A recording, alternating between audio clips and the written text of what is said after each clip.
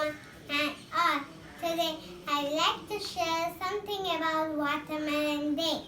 National Watermelon Day is on August 3rd.